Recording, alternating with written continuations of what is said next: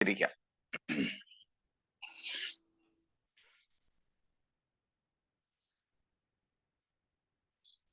അനാദിയായും ശാശ്വതമായും ദൈവമായിരിക്കുന്ന നമ്മുടെ പിതാവായ ദൈവത്തിന് പുത്രൻ മൂലം ഈ രാത്രിയിലും മഹത്വവും പുകഴ്ചയും ഉണ്ടാകുമാറാകട്ടെ. 2023 വൈതരണികളെ ഭേദിച്ചുകൊണ്ട് 2024 പ്രവേശിപ്പാൻ അവസരം ലഭിച്ച എല്ലാ വിശുദ്ധന്മാർക്കും കർത്താവിന്റെ ദാസന്മാർക്കും വിശേഷാൽ ക്രിസ്തീയ വന്ദനങ്ങൾ സ്നേഹത്തോടെ അറിയിക്കുന്നു. ഏറെ ആകുലതകളും ആശങ്കകളും നിറഞ്ഞ ഒരു 2023. പലയിടങ്ങളിലും യുദ്ധങ്ങൾ പൊട്ടിപ്പുറപ്പെട്ട, പ്രകൃതിക്ഷോഭങ്ങൾ തകർത്തെറിഞ്ഞ ഒരു 2023. പലരെയും പല മാരക രോഗങ്ങൾ പിടിച്ച 2023. നമ്മെ വിട്ടുപോയി, ഇതുവരെ ദൈവം നമ്മെ കൊണ്ടുവന്നു. The Lord brought us thus far. ഏബൻ ഏസറായി കർത്താവ് നമ്മെ നടത്തി. നമ്മെ ഒരിക്കലും ഒറ്റയ്ക്ക് അവൻ വിട്ടില്ല. നമ്മോട് കൂടെ ഇരുന്നു, നമ്മുടെ കരം പിടിച്ചു. പല സമയങ്ങളിലും തൻ്റെ തോളിൽ നമ്മെ ഏറ്റി. ദുഃഖിച്ച, നെടുവേർപ്പിട്ട സമയങ്ങളിൽ തൻ്റെ മാറോട് നമ്മെ ചേർത്ത് വെച്ച് കർത്താവ് ആശ്വസിപ്പിച്ചു. സ്തോത്രം. ദൈവത്തിൻ്റെ എല്ലാവിധമായ നടത്തിപ്പുകൾക്കായും നമ്മോടുള്ള ദൈവത്തിൻ്റെ കരുണയ്ക്കായും ദൈവത്തെ വാഴ്ത്തുന്നു, കർത്താവിനെ സ്തുതിക്കുന്നു. എല്ലാ വർഷത്തിൻ്റെയും തുടക്കങ്ങളിൽ ഞാൻ പറയുന്ന കാര്യം ഇന്നും ആവർത്തിക്കട്ടെ. ലോകത്തിൽ നിന്നും മാറ്റപ്പെട്ട മറ്റ് മനുഷ്യരെക്കാൾ നാം ആരും നീതിയും വിശുദ്ധിയും ഉള്ളവരായിരുന്നത് കൊണ്ടല്ല നമുക്ക് ആയുസ് ദീർഘമായി ലഭിച്ചത്. പകരം നമ്മിൽ ദൈവത്തിൻ്റെ പണി ഇതുവരെ പൂർണ്ണമായിട്ടില്ല. നമ്മെ ദൈവം പണിതുകൊണ്ടിരിക്കുക, ഇതുവരെ പണി കഴിഞ്ഞില്ല. നമ്മിലൂടെ ഉള്ള പണിയേക്കാൾ പ്രധാനമാണ് നമ്മിലുള്ള പണി. ആവർത്തിക്കുന്നു, നമ്മിലൂടെയും ദൈവത്തിനൊരു പണിയുണ്ട്, പദ്ധതിയുണ്ട്. നമ്മിലും ദൈവത്തിനൊരു പണിയും പദ്ധതിയും. അതിൽ പ്രധാനപ്പെട്ടത് നമ്മിലുള്ള ദൈവത്തിൻ്റെ പണിയാണ്. സ്തോത്രം. ദൈവം നമ്മെ പണിതുകൊണ്ടിരിക്കുക. സ്തോത്രം. God is still working on us. ഇതുവരെയും നമ്മൾ ദൈവത്തിൻ്റെ സങ്കല്പത്തിനൊത്ത് ആയിട്ടില്ല. എത്രയും പെട്ടെന്ന് അങ്ങനെ ഒന്നാകുവാൻ നമ്മെ തന്നെ പിന്നെയും സമർപ്പിക്കാം. ആയതിന് ദൈവം നമ്മെ ഒരുക്കട്ടെ. ഈ പുതിയ വർഷം കർത്താവിനെ കൂടുതൽ അറിഞ്ഞും അവനോട് അടുത്ത് ചെന്ന് അവനെ അനുഗമിച്ചു, കൂടുതൽ നമ്മുടെ കർത്താവിനെ സ്നേഹിച്ചു ജീവിക്കുന്നതിന് കാരണമാകട്ടെ എന്ന് പ്രാർത്ഥിക്കുന്നു. ഒരിക്കൽ കൂടെ എല്ലാവർക്കും പുതുവർഷ ആശംസകളും നേരുന്നു. ദൈവം നമ്മെ അനുഗ്രഹിക്കട്ടെ. തിരുവെഴുത്തുകളിലേക്ക് നമുക്ക് തിരിയാം. വർഷാവസാനവുമായി ബന്ധപ്പെട്ട് കഴിഞ്ഞ 4 ദിവസങ്ങൾ നമുക്ക് ഒരുമിച്ച് കൂടുവാൻ സാധിച്ചില്ല. നമ്മുടെ പ്രാദേശിക സഭകളിൽ ഉള്ള കൂടിവരവുകൾ മുടങ്ങരുത് എന്ന് കരുതിയാണ് നാം അങ്ങനെ കഴിഞ്ഞ വർഷത്തെ പോലെ ഈ വർഷവും ചെയ്തത്. നിങ്ങളുടെ സഹകരണത്തിന് നന്ദി. ദൈവം അനുവദിക്കുന്നെങ്കിൽ വീണ്ടും നമുക്ക് ഈ പഠന പരമ്പര തുടരാൻ ദൈവം സഹായിക്കട്ടെ. വെളിപ്പാട് പുസ്തകം 3-ാം അധ്യായത്തിന്റെ 1 മുതൽ 6 വരെയുള്ള വാക്യങ്ങളാണല്ലോ ഇപ്പോൾ നാം ചിന്തിച്ചു കൊണ്ടിരിക്കുന്നത്. നമുക്ക് ആ ഭാഗങ്ങളിലേക്ക് ഒന്നും കൂടെ പോകാം. ചില ദിവസങ്ങൾക്ക് ശേഷമായതുകൊണ്ട് സർദീസിലെ സഭയോടുള്ള യേശുക്രിസ്തുവിന്റെ സന്ദേശം നമുക്ക് ഒന്നും കൂടെ വായിക്കാം. വെളിപ്പാട് 3-ന്റെ 1 തൊട്ട് 6 വരെ. സർദീസിലെ സഭയുടെ ദൂതൻ എഴുതുക, ദൈവത്തിന്റെ 7 ആത്മാവും 7 നക്ഷത്രവും ഉള്ളവൻ അരുളി ചെയ്യുന്നത്, ഞാൻ നിന്റെ പ്രവൃത്തി അറിയുന്നു. ജീവനുള്ളവൻ എന്ന് നിനക്ക് പേരുണ്ടെങ്കിലും നീ മരിച്ചവനാകുന്നു. ഉണർന്നുകൊള്ളുക, ചാവാറെ ശേഷിപ്പുകളെ ശക്തീകരിക്ക. ഞാൻ നിന്റെ പ്രവൃത്തി എന്റെ ദൈവത്തിന്റെ സന്നിധിയിൽ പൂർണ്ണതയുള്ളതായി കണ്ടില്ല. ആകയാൽ നീ പ്രാപിക്കുകയും കേൾക്കുകയും ചെയ്തത് എങ്ങനെയെന്ന് ഓർത്ത് അത് കാത്തുകൊള്ളുകയും മാനസാന്തരപ്പെടുകയും ചെയ്യുക. നീ ഉണരാതിരുന്നാൽ ഞാൻ കള്ളനെ പോലെ വരും. ഏത് നാഴിക്ക് നിന്റെ മേൽ വരും എന്ന് നീ അറിയുകയുമില്ല. എങ്കിലും ഉടുപ്പ് മലിനമാകാത്ത കുറെ പേർ സർദീസിൽ നിനക്കുണ്ട്. അവർ യോഗ്യന്മാരായാൽ വെള്ള ധരിച്ചുകൊണ്ട് എന്നോടുകൂടെ നടക്കും. ജയിക്കുന്നവർ വെള്ള ഉടുപ്പ് ധരിക്കും.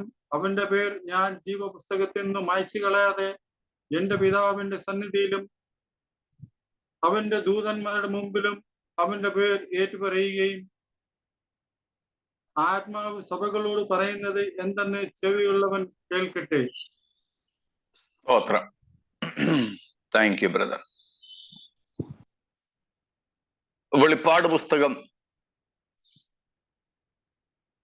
യേശുക്രിസ്തുവിന്റെ വെളിപ്പാടും യേശുക്രിസ്തുവിനെ കുറിച്ചുള്ള വെളിപ്പാടുകളും കൊണ്ട് നിറഞ്ഞിരിക്കുകയാണ്. പിതാവായ ദൈവം പുത്രന് കാണിച്ചു കൊടുത്തതും പുത്രൻ നമുക്ക് അറിയിച്ചു തന്നതുമായ യേശുക്രിസ്തുവിന്റെ വെളിപ്പാടുകൾ. മറ്റൊന്നാണ് ക്രിസ്തുവിനെ കുറിച്ചുള്ള വെളിപ്പാടുകൾ. പുതിയ നിയമത്തിലെ മറ്റ് ഏതൊരു ഗ്രന്ഥത്തെക്കാളും കൂടുതൽ യേശുക്രിസ്തുവിനെ പരിചയപ്പെടുത്തുന്ന പുസ്തകമാണ് ഈ വെളിപ്പാട്. നമുക്ക് ഈ വായിച്ച ഭാഗത്ത് നിന്ന് ക്രിസ്തുവിനെ കുറിച്ചുള്ള വെളിപ്പാടുകളുടെ ചില കാര്യങ്ങൾ നേരത്തെ മനസ്സിലാക്കുവാൻ സാധിച്ചിരുന്നല്ലോ. സർദീസിലെ സഭയുടെ ദൂതന് അഥവാ സർദീസിലെ സഭയ്ക്ക് യേശു നൽകുന്ന സന്ദേശം, അതിൽ യേശുവിന്റെ വെളിപ്പാടിനെ കുറിച്ച് കണ്ടു. അതായത് യേശു എങ്ങനെയാണ് ഈ സഭയ്ക്ക് തന്നെ പരിചയപ്പെടുത്തുന്നത്. 2, ഈ സഭയുടെ അഭിനന്ദനീയമായ അഭിലഷണീയമായ കാര്യങ്ങൾ എന്തൊക്കെയായിരുന്നു. 3, വിമർശനാത്മകമായി യേശു എന്തൊക്കെ ഈ സഭയെ പറ്റി പറഞ്ഞു, അവരെ ശാസിച്ച വിഷയങ്ങൾ.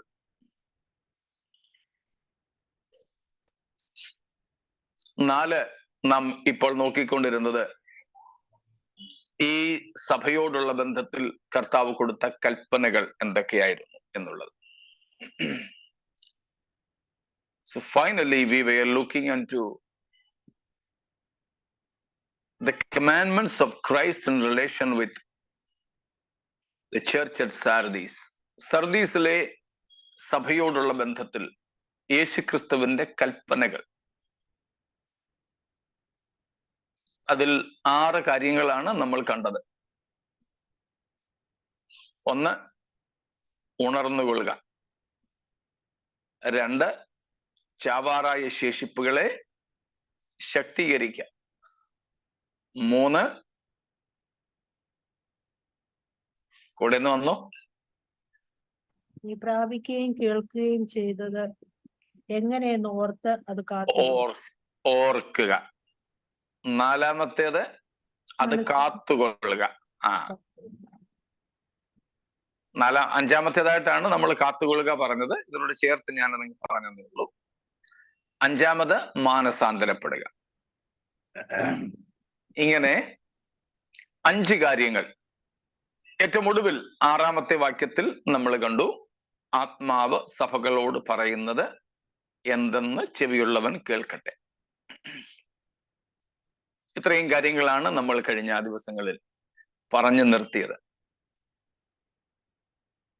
എന്തെങ്കിലും വിശദീകരണങ്ങൾ ആർക്കെങ്കിലും ഈ വിഷയങ്ങളിൽ വേണമെങ്കിൽ ചോദിച്ചാട്ടെ. ഇല്ലെങ്കിൽ നമ്മൾ അടുത്ത വിഷയത്തിലേക്ക് പോകുന്നു.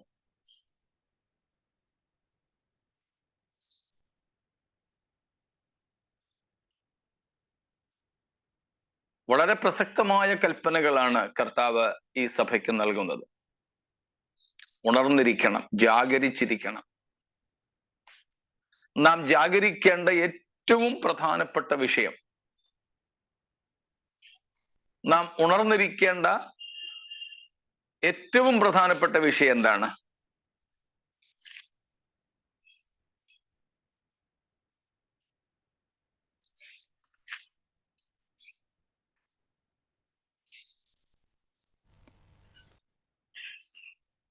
Coming of Jesus Christ. സ്തോത്രം. Praise God. അവൻ കള്ളനെ പോലെ വരുന്നതുകൊണ്ട് ഉണർന്നിരിക്കണം. Praise God. അത് തന്നെ 3-ാമത്തെ വാക്യത്തിലുണ്ടത്. രണ്ടുപേരും പറഞ്ഞത് ശരിയാ. നാം ഉണർന്നിരിക്കേണ്ട ഏറ്റവും പ്രധാനപ്പെട്ട വിഷയം, യേശു ക്രിസ്തു കള്ളനെ പോലെ വരുന്നു. അതുകൊണ്ട് നാം കൈവിടപ്പെട്ടു പോകാതിരിപ്പാൻ ഉണർന്നും ജാഗരിച്ചും ഇരിക്കണം.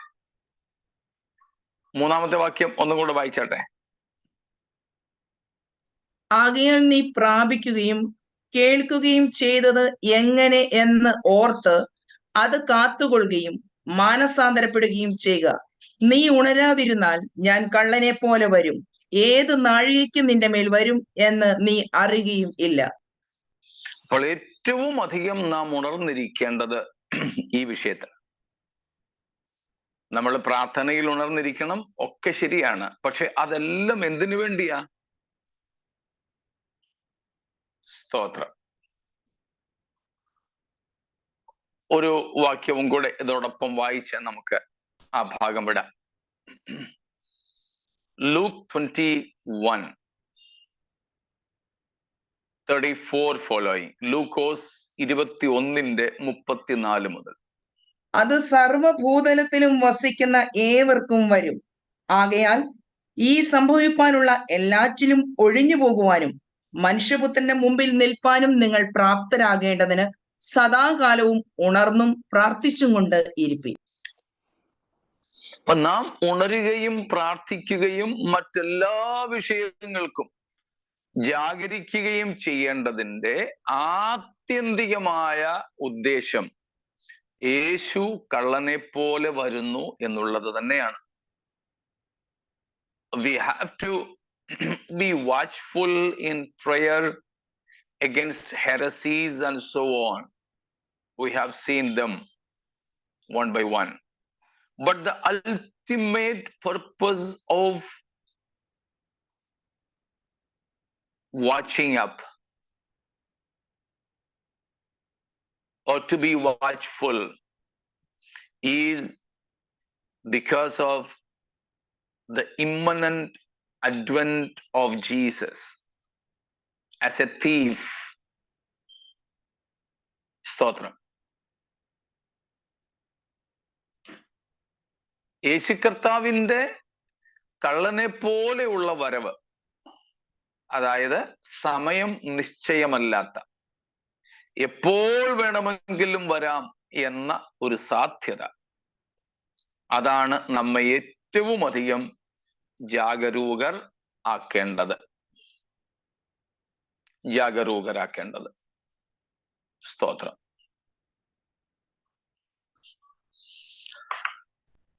ഫ്ലൈറ്റിൽ യാത്ര ചെയ്യാൻ വേണ്ടി ടിക്കറ്റ് എടുത്ത് സമയത്ത് തന്നെ എയർപോർട്ടിലെത്തി, ചെക്ക് ഇൻ ചെയ്തു, ബോർഡിംഗ് പാസും എടുത്ത് ഗേറ്റിന്റെ അവിടെ ഏത് ഗേറ്റിൽ നിന്നാണോ ഫ്ലൈറ്റിലേക്ക് കയറുന്നത്, പേര് വിളിച്ച് അല്ലെങ്കിൽ ബോർഡിംഗ് പാസ് നോക്കി ഫ്ലൈറ്റിലോട്ട് കയറ്റുന്ന ഗേറ്റിന്റെ അവിടം വരെ എത്തി. അവിടെ ഇരുന്ന് ഉറങ്ങിപ്പോയി. പല അനൗൺസ്മെന്റ്സ് നടത്തി. ആഴത്തിലുള്ള ഉറക്കമായിരുന്നത് കൊണ്ട് ഈ അനൗൺസ്മെന്റ്സ്, പേര് വിളിച്ചതുപോലും മൈക്കിൽ കൂടെ അനൗൺസ് ചെയ്തതുപോലും കേട്ടില്ല. ആള് പിന്നീട് ഉണർന്നപ്പോഴത്തേക്കിനും ഫ്ലൈറ്റ് ചെല്ലേണ്ട അടുത്തെത്തി. ഒന്ന് ചിന്തിച്ച് നോക്കിക്കേ.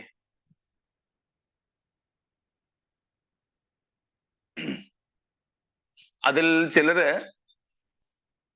ബോർഡിംഗ് പാസ് എടുത്തപ്പോൾ തന്നെ സാധനങ്ങളും കയറ്റി വിട്ടു. സാധനവും അവരുടേത് പോയി. ഇനിയും ഇവർക്ക് പെനാൽറ്റിയും കൊടുത്ത് വേറെ ഫ്ലൈറ്റ് ഉടനെ എങ്ങനെ ഉണ്ടെങ്കിൽ ചിലപ്പോൾ പോകാൻ പറ്റിയേക്കും. സമയം കൃത്യമായിട്ട് അറിയാമായിരുന്നിട്ടും എത്ര മണിക്കാണ് ഫ്ലൈറ്റിൽ കയറേണ്ടത്, ബോർഡ് ചെയ്യേണ്ടത്, എത്ര മണി കഴിഞ്ഞ് ഈ ഗേറ്റ് തുറക്കില്ല, പ്രവേശനം നിഷേധിക്കുമെന്ന് ഈ എഴുതി പ്രിന്റ് ചെയ്ത് കൗണ്ടറിലിരിക്കുന്നവര് അത് സർക്കിളും കൂടെ ചെയ്ത് കൊടുത്ത സാധനം കയ്യിലിരിപ്പുണ്ട്, ബോർഡിംഗ് പാസ്. സമയം കൃത്യമായിട്ട് അറിയാമായിരുന്നിട്ടും ഇത്രയും വ്യക്തത ഉണ്ടായിരുന്നിട്ടും കൂടെ ഉണർന്നിരിക്കാഞ്ഞത് കൊണ്ട് ഫ്ലൈറ്റ് നഷ്ടപ്പെട്ടു, യാത്ര ചെയ്യാൻ പറ്റിയില്ല. ചില കേസുകളിൽ ഇനി അടുത്തൊരു ഫ്ലൈറ്റ് കിട്ടിപ്പോയിട്ടും പോകുന്ന കാര്യത്തിന് ഒരു തീർപ്പും ഉണ്ടാവില്ല. എങ്കിൽ നമ്മുടെ കർത്താവ് നമുക്ക് ഇന്ന സമയത്ത് വരുമെന്നൊന്നും പറഞ്ഞിട്ടില്ല, വരുമെന്നേ പറഞ്ഞിട്ടുള്ളൂ, സമയം പറഞ്ഞിട്ടില്ല. അപ്പൊ സമയക്ലിപ്തതയില്ലാത്ത ഇത്ര പ്രധാനപ്പെട്ടൊരു വിഷയം, പോട്ടെ ഒരു ഫ്ലൈറ്റ് പോയാൽ അല്പം പൈസ പോകുന്നേ ഉള്ളൂ, സമയം പോകുന്നേ ഉള്ളൂ, അടുത്തത് ബുക്ക് ചെയ്ത് പോകാം. എന്നാൽ ഈ കേസിലോ ഇല്ല, there is no second chance. ഇതാണ് ഈ ജാഗരണത്തിന്റെ ഏറ്റവും പ്രധാനപ്പെട്ട വിഷയം. If left out, there is no second chance.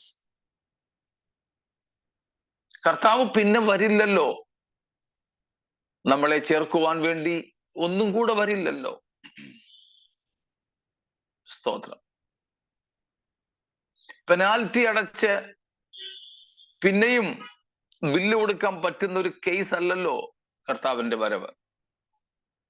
അതുകൊണ്ട് അതീവ സൂക്ഷ്മതയോടെ നാം ജാഗ്രത ഉള്ളവരായിരിക്കണം. അതീവ സൂക്ഷ്മതയോടെ. സ്തോത്രം. പക്ഷെ നാം മറ്റൊത്തിരി കാര്യങ്ങളിൽ തിരക്കുള്ളവരാ, മറ്റൊത്തിരി കാര്യങ്ങളിൽ നമ്മൾ അങ്ങ് എൻഗേജ്ഡ് ആയിട്ട് കർത്താവിന്റെ വിഷയത്തിൽ കർത്താവിന്റെ വരവിന്റെ വിഷയത്തിൽ വളരെ ഉഴപ്പരാണ് പലപ്പോഴും. എന്നാൽ അങ്ങനെ ആകാതിരിപ്പാൻ, അങ്ങുമിങ്ങും നമ്മൾ ബദ്ധപ്പാട് ആകാതിരിക്കേണ്ടതിന് നമ്മെ തന്നെ ദൈവസന്നിധിയിൽ സമർപ്പിക്കണം. അപ്പോൾ ഏറ്റവും പ്രധാനപ്പെട്ട ജാഗരണത്തിന്റെ വിഷയം എന്ന് പറയുന്നത് നമ്മുടെ കർത്താവിന്റെ വരവാണ്.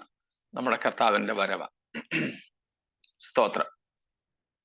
നാം മറ്റു പല കാര്യങ്ങളിലും ഇടപെട്ട്, മറ്റു പല കാര്യങ്ങളിലും നാം ഒരുപക്ഷെ അനാവശ്യമായി എൻഗേജ് ആയിട്ട് തിരക്കുള്ളവരായിരുന്നു. കർത്താവിന്റെ വരവിന്റെ വിഷയത്തിൽ സ്തോത്രം നാം അശ്രദ്ധരാകാതിരിക്കേണ്ടതിന് നമ്മെ തന്നെ നാം സമർപ്പിക്കണം. ആയതിന് ദൈവം നമുക്ക് എല്ലാവർക്കും കൃപ ചെയ്യട്ടെ എന്ന് പ്രാർത്ഥിച്ചുകൊണ്ട്, എന്ന് പറഞ്ഞുകൊണ്ട് ആ ഭാഗം ഞാൻ വിടുവാനായിട്ട് ആഗ്രഹിക്കുകയാണ്. സ്തോത്രം. നാം അങ്ങുമിങ്ങും തിരക്കുള്ളവർ ആകാതിരിക്കുക. സ്തോത്രം. ഏറ്റവും ജാഗരണത്തിന്റെ ആവശ്യകത കർത്താവിന്റെ വരവിന് വേണ്ടിയാണ്. അത് ഞാൻ ഒന്നും കൂടെ ഇവിടെ ഒന്ന് ഓർപ്പിച്ചു എന്നേ ഉള്ളൂ. ഇതുവരെയുള്ള സർദീസിലെ സഭയ്ക്ക് കർത്താവ് കൊടുത്ത കൽപ്പനകളുടെ വിഷയത്തിൽ എന്തെങ്കിലും കൂടുതൽ വിശദീകരണത്തിന്റെ ആവശ്യമുണ്ടെങ്കിൽ ചോദിക്കാം, ഇല്ലെങ്കിൽ നമുക്ക് അടുത്ത ഭാഗത്തേക്ക് പ്രവേശിക്കാം.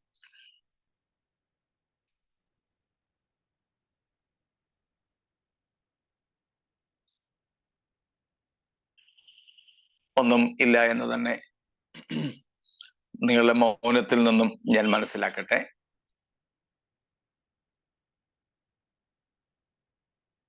വ്യക്തിപരമായും എന്നോട് ചോദിച്ച ചോദ്യങ്ങൾ ഒന്നും അവശേഷിക്കുന്നില്ലെന്നാണ് എൻ്റെ ഓർമ്മ. ഏതിനെങ്കിലും ആർക്കെങ്കിലും മറുപടി ഞാൻ തരാതെ വിട്ടുപോയെങ്കിൽ ദയവായിട്ട് ഓർമ്മപ്പെടുത്തുക കൂടെ ചെയ്യുമല്ലോ.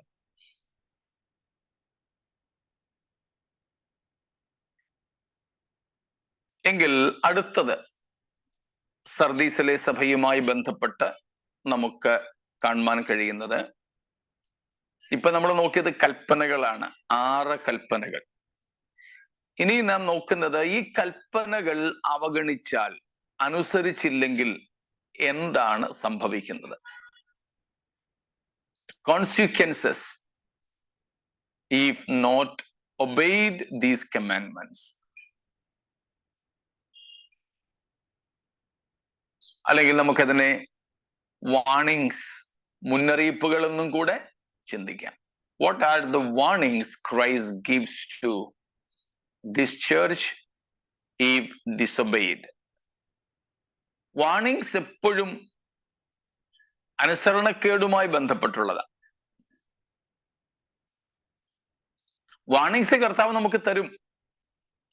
പക്ഷേ നാം ദൈവത്തോടുള്ള ബന്ധം നിലനിർത്തുകയും കൽപ്പനകൾ, ദൈവകൽപ്പനകൾ അനുസരിക്കുകയും ചെയ്യുന്നിടത്തോളം നമുക്ക് ആ മുന്നറിയിപ്പുകളിൽ പറഞ്ഞിരിക്കുന്ന അപകടങ്ങളൊന്നും സംഭവിക്കില്ല. ഇവിടെ കർത്താവ് തരുന്ന ചില മുന്നറിയിപ്പുകളുണ്ട്, അല്ലെങ്കിൽ അപകടങ്ങളെ കുറിച്ചുള്ള സൂചനകളുണ്ട്. കർത്താവ് എന്തൊക്കെയാ അനുസരിച്ചില്ല എങ്കിൽ വരും എന്ന് ഈ സഭയോട് പറയുന്നത്? സ്തോത്രം. Warnings, consequences if not obeyed, അല്ലെങ്കിൽ ഇഫ് നോട്ട് റിപ്പന്റഡ്. മാനസാന്തരപ്പെട്ടില്ലെങ്കിൽ, കൽപ്പനകൾ അനുസരിച്ചില്ലെങ്കിൽ എന്ത് സംഭവിക്കും? സ്തോത്രം. എന്താ സംഭവിക്കുന്നേ? ഒന്നാമത്തെ കാര്യം എന്താ?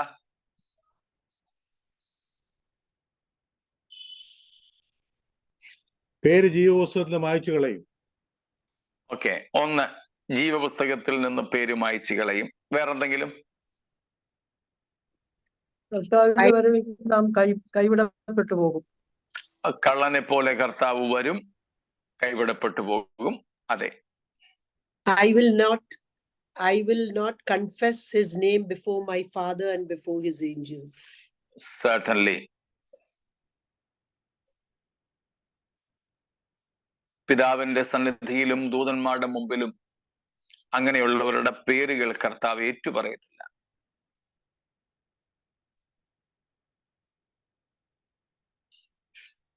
വേറെന്തെങ്കിലും?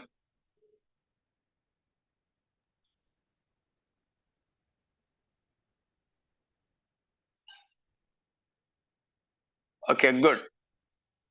നിങ്ങളുടെ പ്രതികരണം നന്നായിരുന്നു. സ്തോത്രം.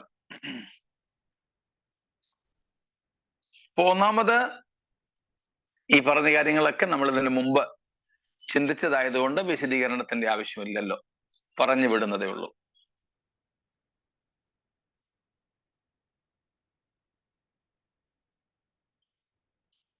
മൂന്നാമത്തെ വാക്യത്തിൽ നമ്മൾ വായിച്ച, ഇപ്പോൾ നമ്മൾ ചിന്തിച്ചു കൊണ്ടിരുന്ന ഒരു കാര്യം തന്നെ നമുക്ക് എഴുതിയിരിക്കുന്ന ക്രമം അനുസരിച്ച് അങ്ങ് നോക്കാം. എന്താണ്? മാനസാന്തരപ്പെടാതിരുന്നാൽ അല്ലെങ്കിൽ ഉണരാതിരുന്നാൽ കർത്താവ് പറയുന്നു, ഞാൻ വരികയും.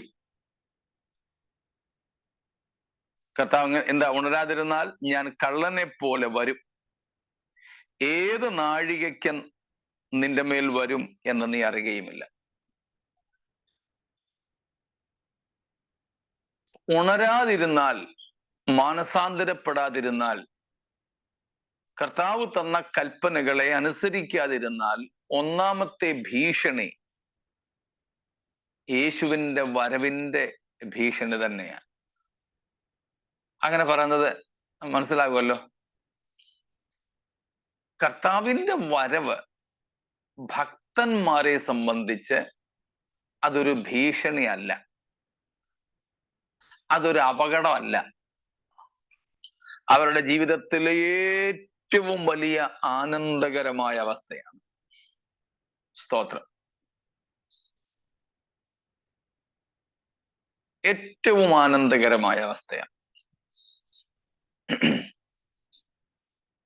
അതേസമയം കർത്താവിന്റെ വരവ് ചിലരെ സംബന്ധിച്ച് എന്താണ്?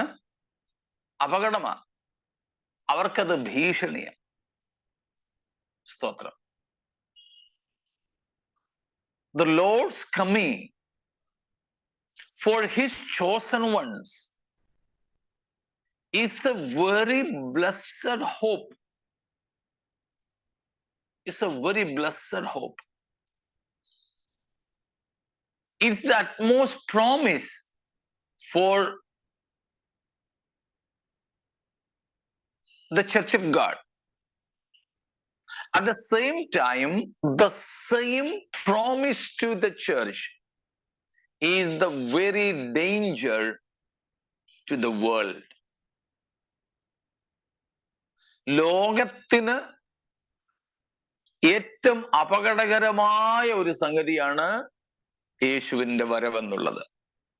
സഭയ്ക്ക് അത് ഏറെ പ്രത്യാശ നൽകുന്ന ആനന്ദകരമായ വാഗ്ദത്ത വിഷയമാണ്.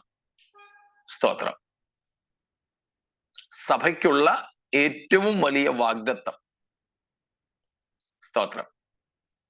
സഭയ്ക്കുള്ള ഏറ്റവും വലിയ വാഗ്ദത്തം നമുക്കറിയാമല്ലോ.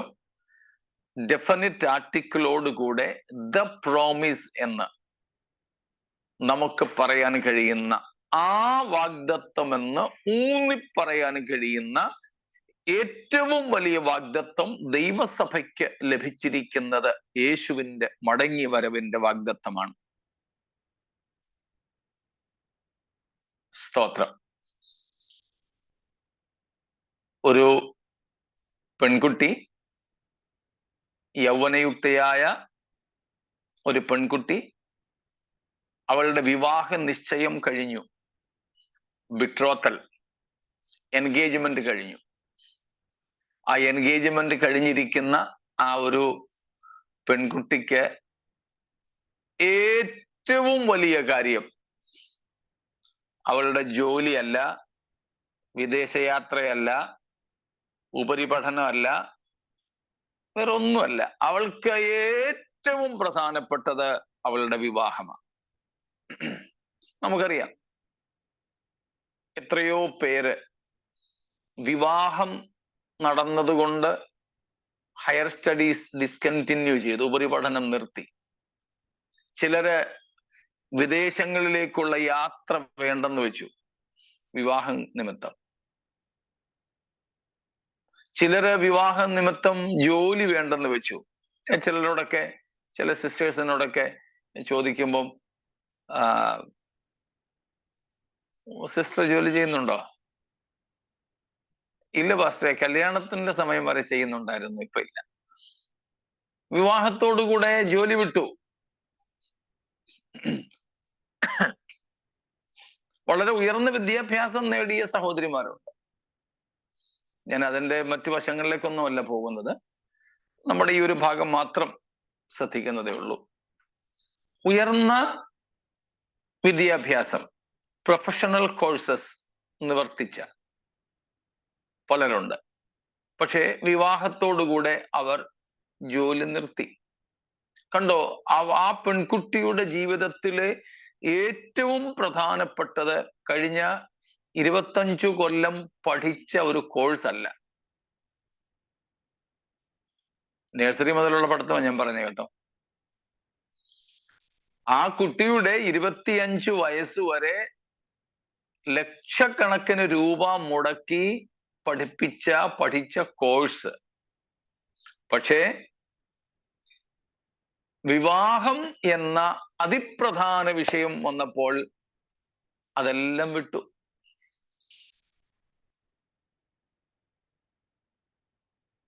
ഇപ്പൊ ഒരു വിവാഹ നിശ്ചയം കഴിഞ്ഞ പെൺകുട്ടിയുടെ ജീവിതത്തിൽ ഏറ്റവും പ്രധാന കാര്യം വിവാഹമാണ്.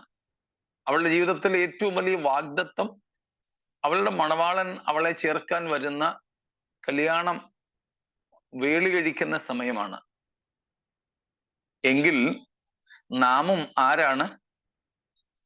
നിർമ്മല കന്യകയാണ്. ആർക്കു വേണ്ടി വിവാഹ നിശ്ചയം ചെയ്യപ്പെട്ടിരിക്കുന്നവർ? ക്രിസ്തു എന്ന കൂടെ ഒന്ന് വന്നേരെ, ശബ്ദം കൂടെ നിങ്ങളുടെതും കൂടെ ഒക്കെ കേട്ടോട്ടെ. ക്രിസ്തു എന്ന ഏക പുരുഷൻ. ഹല്ലേലൂയ. ക്രിസ്തു എന്ന ഏക പുരുഷനു വേണ്ടി വിവാഹ നിശ്ചയം ചെയ്തിരിക്കുന്ന നിർമ്മല കന്യകമാരായി ഏൽപ്പിക്കപ്പെടുവാൻ വിവാഹ നിശ്ചയം ചെയ്തിരിക്കുന്ന മണവാട്ടികളാണ് നാം. സ്തോത്രം. മണവാട്ടികളാണ്. കർത്താവിന് എത്ര കന്യകമാരുണ്ട്? ഒന്നേ ഉള്ളൂ. 10 പേരില്ലേ? സഭയാകുന്ന മണവാട്ടി. സ്തോത്രം. Praise God. ഒറ്റ മണവാട്ടി, ഒറ്റ നിർമ്മല കന്യകയുള്ളൂ മണവാട്ടിയായിട്ട്. എന്റെ ചോദ്യത്തിന്റെ അർത്ഥം നിങ്ങൾ പലർക്കും മനസ്സിലായിട്ടുണ്ട്. യേശു കർത്താവിന്റെ ഉപമയിൽ പറഞ്ഞ 10 കന്യകമാർ ആരല്ല? സഭയെക്കുറിച്ച് സഭയെക്കുറിച്ചല്ല പറഞ്ഞത്. സഭ വെറും കന്യകയല്ല, അവൾ നിർമ്മല കന്യകയായ മണവാട്ടിയാണ്. മണവാട്ടിയായ നിർമ്മല കന്യകയാണ്. യേശുവിന് 10 കന്യകമാരൊന്നും ഇല്ല. ഒരുത്തിയുള്ളൂ, ഒറ്റയൊരുത്തിയുള്ളൂ. സ്തോത്രം. യെസ്, അവര് ഇസ്രായേലുമായിട്ട് ബന്ധപ്പെട്ടാണ് ആ കാര്യം പറഞ്ഞിരിക്കുന്നത്. യേശു കർത്താവ് യഹൂദനുമായി ബന്ധപ്പെട്ട കാര്യങ്ങൾ. അവിടുത്തെ മണവാളനാണ് ക്രിസ്തു. ആ മണവാളൻ അങ്ങനെ വരുന്നത് ഒറ്റയ്ക്കല്ല, മണവാട്ടിയുമായി വരുമ്പോൾ വരുന്ന മണവാളനെ എതിരേൽക്കുന്ന കന്യകമാരാണ് അവർ. സ്തോത്രം. അത് നമ്മെക്കുറിച്ചല്ല പറഞ്ഞേക്കുന്നത്. നമ്മൾ പക്ഷേ അതിനെ ആ നിലയിലാണ് ചിന്തിക്കാറുള്ളത്.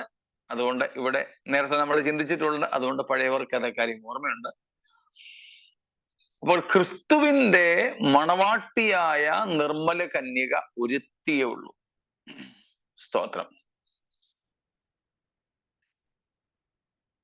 ഉത്തമഗീതത്തിൽ പറയുന്നത് പോലെ തോഴിമാരൊക്കെ ഒത്തിരിയുണ്ട്, എന്നാൽ എൻ്റെ കന്യകയും നിഷ്കളങ്കയുമായ പ്രാവ് ഒരുത്തി മാത്രം, ഒന്നേ ഉള്ളൂ. സ്തോത്രം. അപ്പോൾ ആ ഏക നിർമ്മല കന്യകയായ മണവാട്ടിയാണ് ദൈവസഭ. നമ്മളെല്ലാവരും ആ ശരീരത്തിലെ ആ മണവാട്ടിയുടെ അവയവങ്ങൾ എന്ന് മാത്രം. നാം എല്ലാവരും കൂടെ ചേർന്നാണ് ആ മണവാട്ടി. സ്തോത്രം. ആ വിവാഹ നിശ്ചയം കഴിഞ്ഞിരിക്കുന്ന നമ്മെ സംബന്ധിച്ചും ഏറ്റവും പ്രധാന വിഷയം മണവാളന്റെ വരവ് തന്നെയാണ്. മണവാളന്റെ വരവ് തന്നെയാണ്. നമ്മുടെയൊക്കെ കല്യാണത്തിന്, നമ്മുടെ കേരളത്തിലെ ക്രൈസ്തവരുടെ വിവാഹത്തിന് ഇതിന്റെ ഒരു സൂചന ഉണ്ടായിരുന്നു പണ്ട്. ഇപ്പൊ അതൊന്നുമില്ല.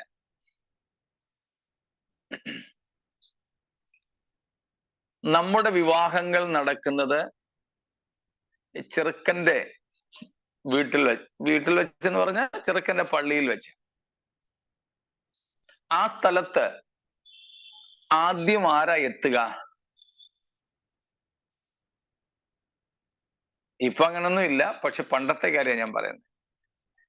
നമ്മുടെ വിവാഹങ്ങളിൽ വിവാഹം നടക്കുന്ന ഓഡിറ്റോറിയമോ പള്ളിയോ അവിടെ ആദ്യം എത്തുക ആരാണ്?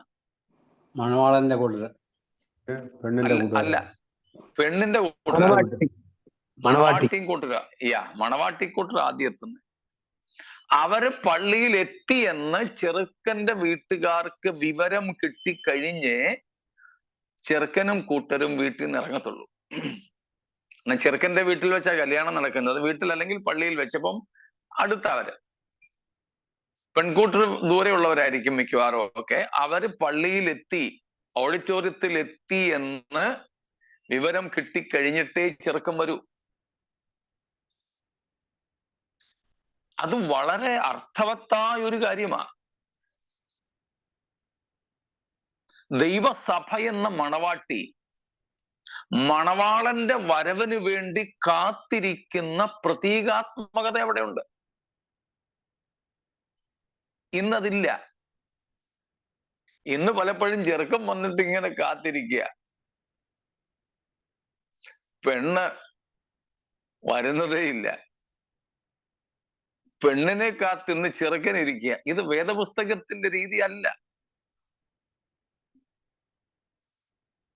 ചെറുക്കൻ വരുന്നതിന് മുമ്പ് കല്യാണ സ്ഥലത്തെത്തുന്ന പെൺകുട്ടി ചെറുക്കന്റെ വരവിന് വേണ്ടി നോക്കിയിരിക്കുന്നത് പോലെ ദൈവസഭ ക്രിസ്തു എന്ന മണവാളന് വേണ്ടി കാത്തിരിക്കേണ്ടതാണ്. സ്തോത്രം. അതാണ് ആ ജാഗരണത്തിന്റെ അർത്ഥം. അങ്ങനെ ജാഗരിച്ചിരിക്കുന്നില്ല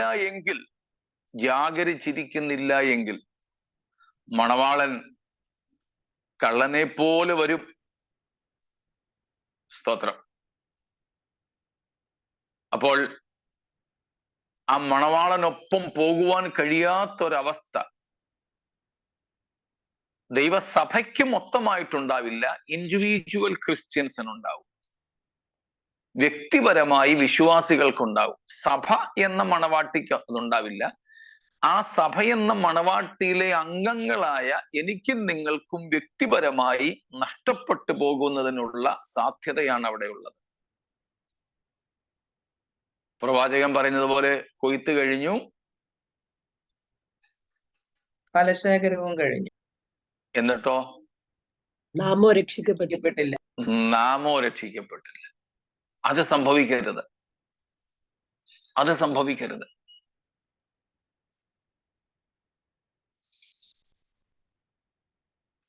സ്തോത്രം. അതിനുവേണ്ടിയാണ് ഇവിടെ ഒന്നാമത്തെ മുന്നറിയിപ്പ് നമുക്ക് 3-ാമത്തെ വാക്യത്തിൽ തരുന്നത്. കർത്താവ് കള്ളനെ പോലെ വന്ന് നാം കൈവിടപ്പെട്ടു പോകുന്ന അവസ്ഥ സംഭവിക്കരുത്. 3-ാം വാക്യത്തിൽ നമ്മൾ കണ്ടല്ലോ, നീ ഉണരാതിരുന്നാൽ ഞാൻ കള്ളനെ പോലെ വരും. ഏത് നാഴികയ്ക്ക് നിന്റെ മേൽ വരും എന്ന് നീ അറിയുകയുമില്ല. അങ്ങനെയായാൽ കർത്താവിന്റെ വരവ് നമുക്ക് എന്താകും?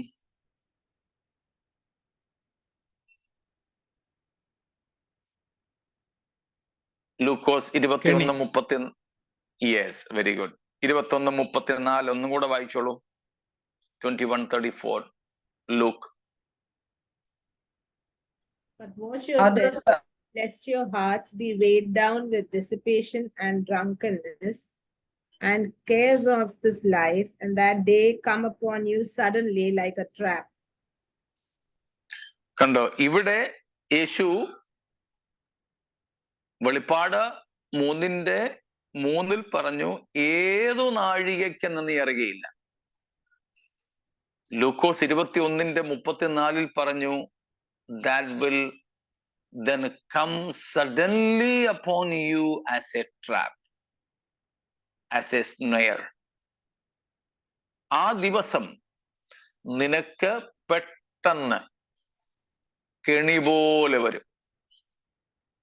പെട്ടെന്ന് കെണി പോലെ വരും. അത് സംഭവിക്കരുത്. സ്തോത്രം. കർത്താവിന്റെ വരവിന്റെ ദിവസം നമുക്ക് എന്താകരുത്? കെണി, ട്രാപ്പ് ആകരുത്. This is the first warning. If you don't be watchful, the coming of the Lord will be a trap like for you. That will happen suddenly.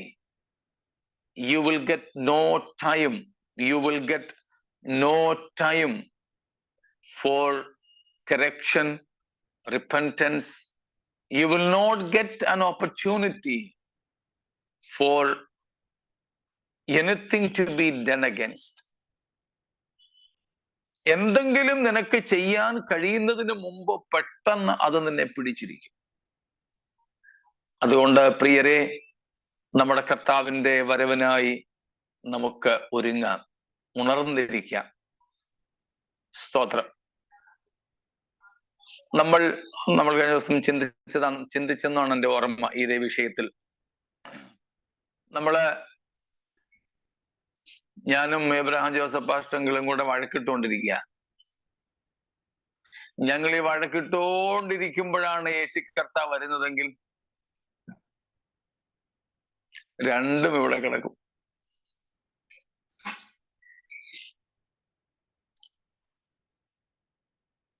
നമ്മുടെയൊക്കെ സഭകളിലെ വല്ല കമ്മിറ്റി മീറ്റിങ്ങിലും ജനറൽ ബോഡി മീറ്റിങ്ങിലും നമ്മുടെയൊക്കെ സംഘടനകളുടെ ഇലക്ഷൻ സമയങ്ങളിലും ഒക്കെ ആണ് കർത്താവ് വരുന്നതെങ്കിൽ പോകാൻ സാധ്യതയുണ്ടോ? വളരെ കുറവല്ലേ? വളരെ കുറവാ.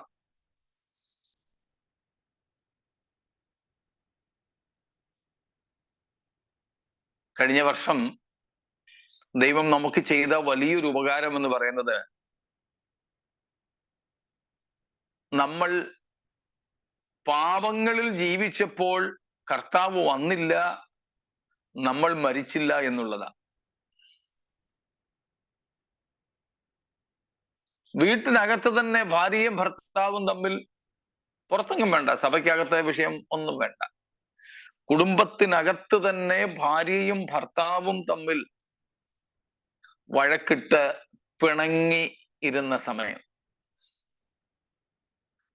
കർത്താവ് വന്നിരുന്നെങ്കിൽ അയ്യോ, കൈവിടപ്പെട്ടു പോകത്തില്ലായിരുന്നു. നമ്മൾ അതൊക്കെ ഗൗരവമായിട്ട് കാണുന്നുണ്ടോ? സ്തോത്രം.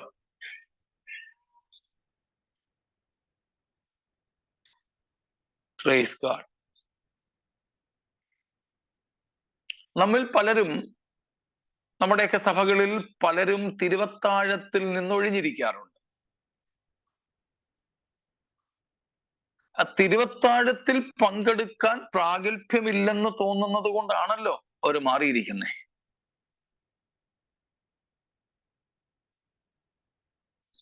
ആ സമയത്ത് അങ്ങനെയുള്ള ജീവിതം നാം നയിക്കുമ്പോൾ കർത്താവ് വന്നാലോ? ഗൗരവമായി കാണുന്നുണ്ടോ ഇക്കാര്യം? കൈവിടപ്പെട്ടു പോകും. അതെ, കൈവിടപ്പെട്ടു പോകും. സ്തോത്രം. ഇവിടെ തുടരുന്നതല്ലല്ലോ നമ്മുടെ ലക്ഷ്യം. അതിനുവേണ്ടി അല്ലല്ലോ നാം വിളിക്കപ്പെട്ടത്. സ്തോത്രം. വിറ്റും വിട്ടും ഒക്കെ നാം ഇറങ്ങിയത്. നമ്മൾ പാടുന്നത് പോലെ നാട് വിട്ടു, വീട് വിട്ടു, നാമധേയ കൂട്ടം വിട്ടു. ഇതെല്ലാം നാം വിറ്റതും പലതും വേണ്ടെന്ന് വെച്ചതും ഒക്കെ ഇവിടെ കിടക്കാനല്ലല്ലോ, ഇവിടെ എന്തെങ്കിലും സമ്പാദിക്കാനല്ലല്ലോ, ഇവിടെ മാസികകളിൽ ഫ്ലെക്സിൽ നമ്മുടെ പേരും ഫോട്ടോയും വരാനല്ലല്ലോ. സ്തോത്രം. നാം എന്തിനു വേണ്ടി അതൊക്കെ ആഗ്രഹിക്കണം? അതുകൊണ്ടാണ് കർത്താവ് പറഞ്ഞത്, സ്തോത്രം, ഡിസിപ്പേഷൻ, അതിഭക്ഷണം, ഡ്രങ്കഡ്നെസ്, മദ്യപാനം, heirs of this life or world, ഈ ലോകത്തിന്റെ, ഈ ജീവിതത്തിന്റെ ആകുല ചിന്ത, ജീവിതഭാരം, ഇവയൊക്കെ നമ്മെ കർത്താവിന്റെ വരവൽ ഇവിടെ തന്നെ തളച്ചിടുന്ന ട്രാപ്പുകളാണ്. ഈ ട്രാപ്പ് വച്ചിരിക്കുന്നത് ദൈവമാണോ? അല്ല, സാത്താനും ലോകവും ഒരുക്കിയിട്ടുള്ള ട്രാപ്പുകളാ, കെണികളാ. അതിഭക്ഷണം, അതിഭക്ഷണം എന്ന് പറഞ്ഞാൽ dissipation, carousing. That means having the necessities more in excess. ആവശ്യമുള്ള കാര്യമാണ് ഭക്ഷണം. പക്ഷേ ആവശ്യമുള്ള കാര്യം ആവശ്യമുള്ളതിലധികം സ്വരുക്കൂട്ടി വെക്കുന്നതും അതിനോടുള്ള ആർത്തിയുമാണ് അതിഭക്ഷണം എന്നതുകൊണ്ട് ഇവിടെ അർത്ഥമാക്കുന്നത്.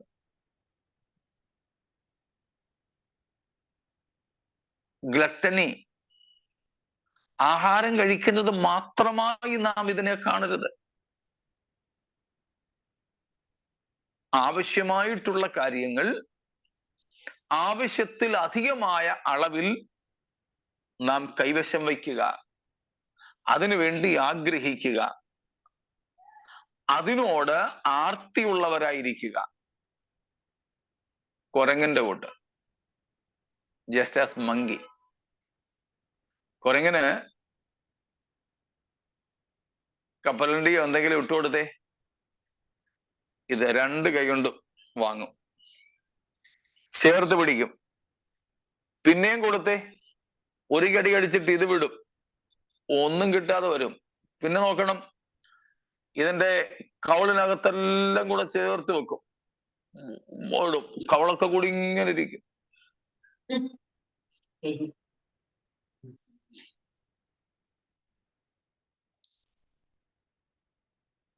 കിട്ടുന്നതെല്ലാം വാങ്ങി വെക്കും, പിന്നെയും ആർത്തിയ. കയ്യിൽ ഇരിക്കുന്നില്ല, പിടിക്കാവുന്നതിലധികം.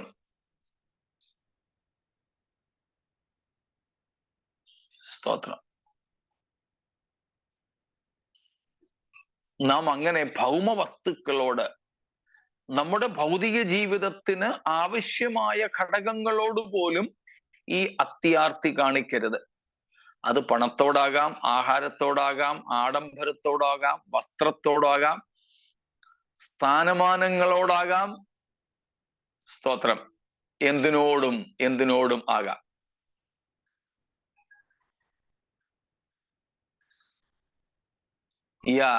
Considering their life to eat something, not eating for living. തിന്നാൻ വേണ്ടി ജീവിക്കുന്ന അനുഭവം.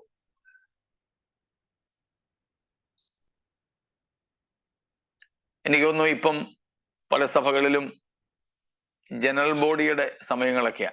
ചിലയിടത്ത് ഡിസംബറിൽ, ചിലയിടത്ത് ജനുവരിയിൽ, ചിലയിടത്ത് മാർച്ച്, ഏപ്രിൽ ജനറൽ ബോഡി സമയങ്ങളാണ്. പല സംഘടനാ സഭകളിലും ഇലക്ഷൻസിന്റെയും സമയമാണ്. പല സംഘടനകളിലും, ഓർഗനൈസേഷൻസിലും ഇലക്ഷൻ ടൈമാണ്. കൗൺസിലിലേക്കും മറ്റ് സ്ഥാന ഉത്തരവാദിത്വങ്ങളിലേക്കുമൊക്കെ. പലരുടെയും മനസ്സിൽ മുഴുവനും കയറിക്കൂടിയിരിക്കുന്നത് നമ്മുടെ പാനലിൽപ്പെട്ട പുള്ളികളെ എങ്ങനെ കയറ്റിയിരുത്താമെന്ന്.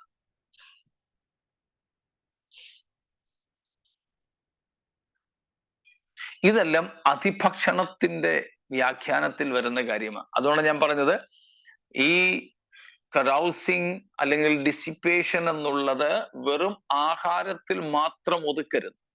It's not limited with food alone. Anything we are in need of, any material thing which are essential for our survival, but we can hold them, we can have them, we can possess them only within the limit. If it goes excess, that will be just as dissipation. അങ്ങനെയുള്ളത് ലോകം നമ്മുടെ മുൻപിൽ വെക്കുന്ന കെണിയാണ്, ട്രാപ്പാണ്. സാത്താൻ നമ്മുടെ മുൻപിൽ വെക്കുന്ന ട്രാപ്പ. നമ്മൾ അധികം പേരും അതിൽ പോയി കുടുങ്ങുകയാണ്. മദ്യപാനം, drunkenness, it is possessing the prohibited things. Dissipation is possessing and even desiring for the permitted things, but beyond the permitted amount. Drunkenness is a desire for or possessing the prohibited things. അനുവദിക്കപ്പെട്ടതിൽ അധികം കൈപ്പറ്റുന്നതും സൂക്ഷിക്കുന്നതും ആഗ്രഹിക്കുന്നതുമാണ് അതിഭക്ഷണമെങ്കിൽ, വിലക്കപ്പെട്ടത് കൊതിക്കുന്നതും അനുഭവിക്കുന്നതും ഒക്കെയാണ് മദ്യപാനം എന്നതുകൊണ്ട് അർത്ഥമാക്കുന്നത്.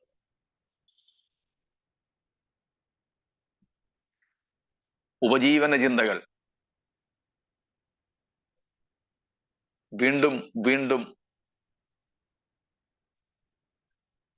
desiring to grab again and again, more and more, വീണ്ടും വീണ്ടും കൂടുതൽ കൂടുതൽ വേണം വേണമെന്നുള്ള, പിടിച്ച് വെക്കണമെന്നുള്ള ആ ആഗ്രഹം.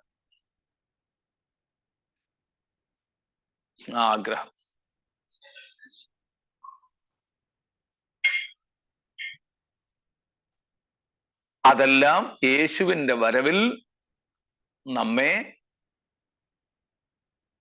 ട്രാപ്പ് ചെയ്യുന്ന കാര്യങ്ങളാണ്, കെണി പോലെ കുടുക്കിക്കളയുന്നതാണ്.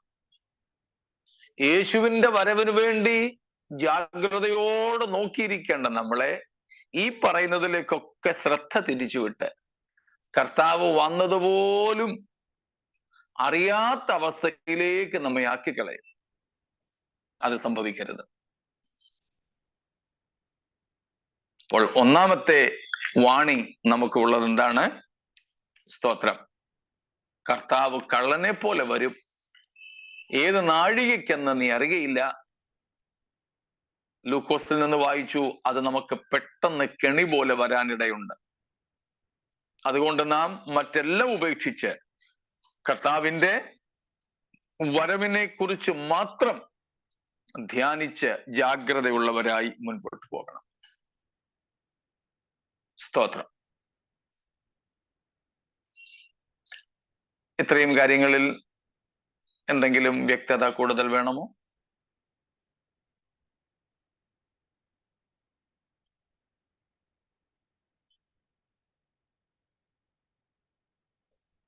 ഇല്ലെങ്കിൽ രണ്ടാമത്തെ വാണി, സ്തോത്രം, രണ്ടാമത്തെ മുന്നറിയിപ്പ്. Pastor, anything in excess is gluttony, isn't it? Yeah. Yeah.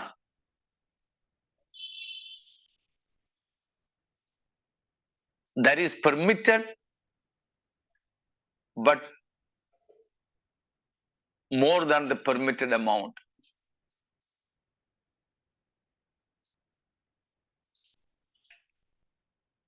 ഇപ്പം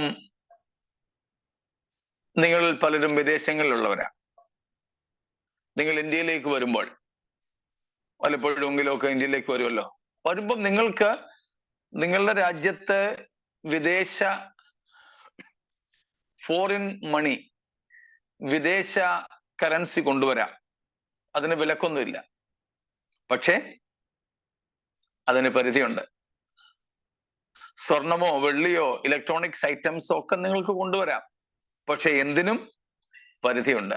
വേണ്ട, ഇനി സ്വർണവും വെള്ളിയും പണവും ഒന്നും വേണ്ട, നിങ്ങളുടെ തുണി മതി, നിങ്ങളുടെ വീട്ടു സാധനങ്ങൾ മതി, അതിനും കൊണ്ടുവരാൻ പരിധിയുണ്ട്. പെട്ടിയുടെ എണ്ണത്തിന് പരിധിയുണ്ട്, സാധനത്തിന്റെ തൂക്കത്തിന് പരിധിയുണ്ട്, അതിനപ്പുറം കൊണ്ടുവരാൻ ഒക്കത്തില്ല. പെനാൽറ്റി അടിക്കണം, പെനാൽറ്റി കൊടുക്കണം, ഇല്ലെങ്കിൽ കസ്റ്റംസിൽ പിടിച്ചു നിർത്തും. മറ്റു പല കാര്യങ്ങളുണ്ട്. അനുവദിക്കപ്പെട്ടതാണ്, പക്ഷേ അനുവദിക്കപ്പെട്ട അളവിന് അധികമായിട്ടുള്ളത് എന്തും ഗ്ലട്ടണിയിൽപ്പെടും. ആഹാരം കൊണ്ട് മാത്രം അതിനെ ഒതുക്കരുത്. അത് ഞാൻ ഈ പറഞ്ഞതുപോലെ അധികാരമാകാം, ഫെയിം പ്രശസ്തിയാകാം,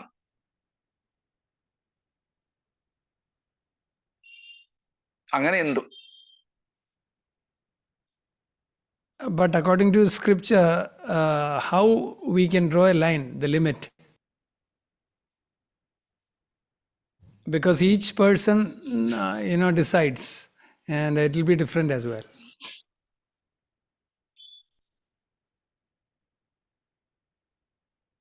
First Timothy 6 and 8.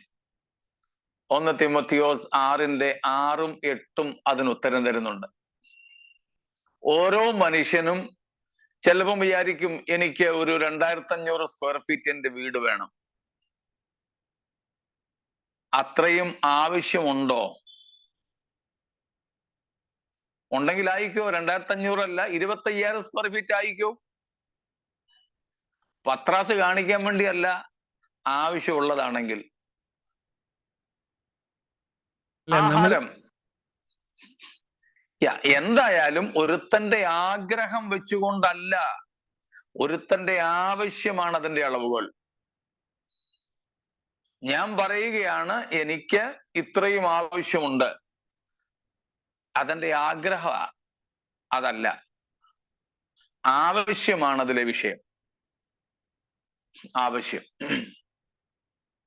പിന്നെ അതിൽ നമുക്ക് അങ്ങേയറ്റം ഒരു വിഷയം ചെയ്യാൻ പറ്റുന്നത് ഓരോരുത്തരുടെയും ഔദ്യോഗിക സ്ഥാനങ്ങൾ വെച്ചുകൊണ്ടും നോക്കാം.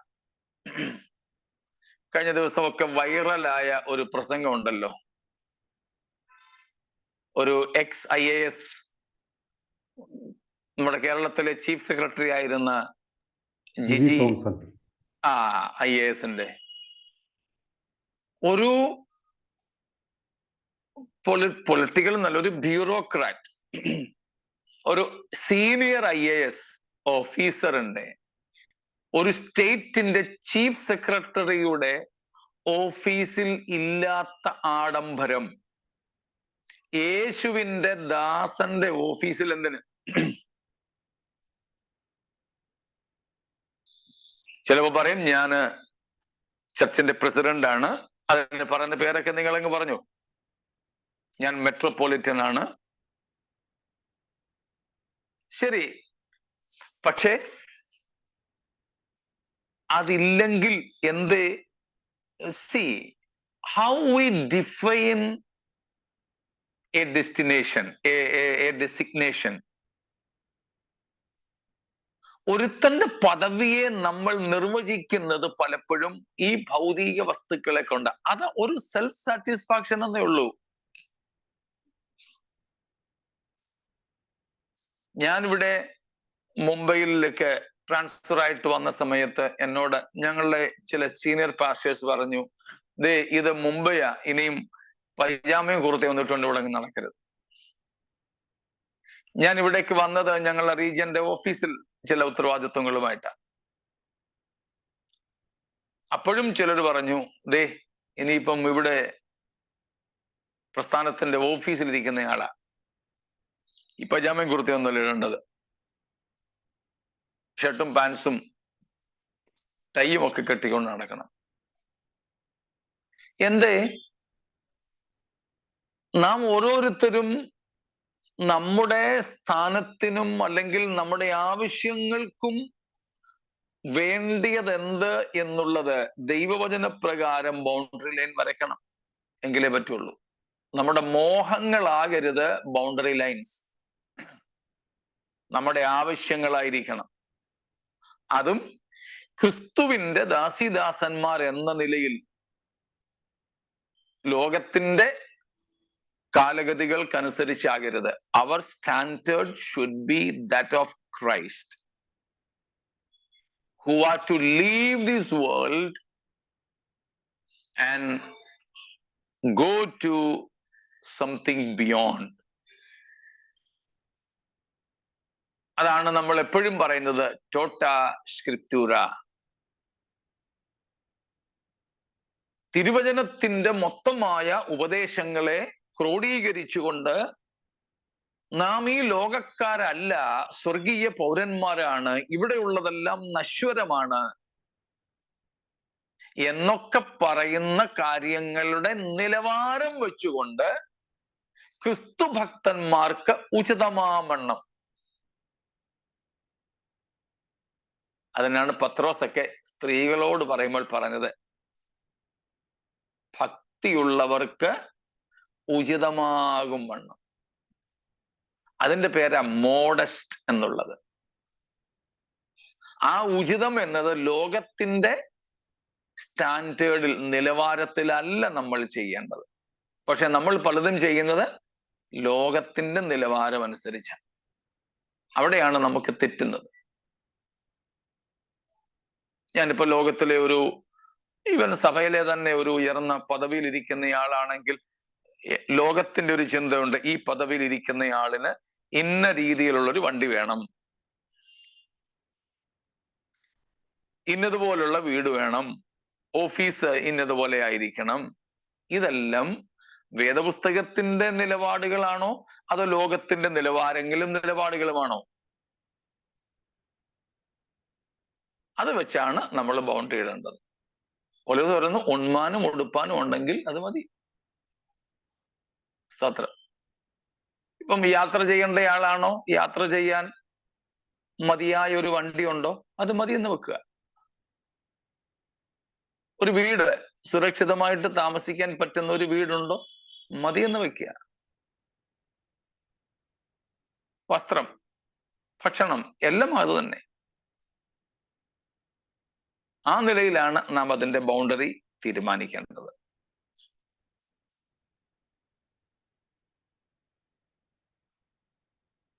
സ്തോത്രം. എങ്കിൽ നമുക്കിന്ന് ഇവിടെ നിർത്താം. മറ്റ് സംശയങ്ങളില്ല എങ്കിൽ കർത്താവിന്റെ വരവ് താമസിച്ചാൽ ബാക്കി നമുക്ക് നാളെ പഠിക്കാം. കർത്താവിന്റെ കരങ്ങളിൽ നമ്മെ സമർപ്പിച്ചുകൊണ്ട് നമുക്ക് ദൈവത്തോട് പ്രാർത്ഥിക്കാം.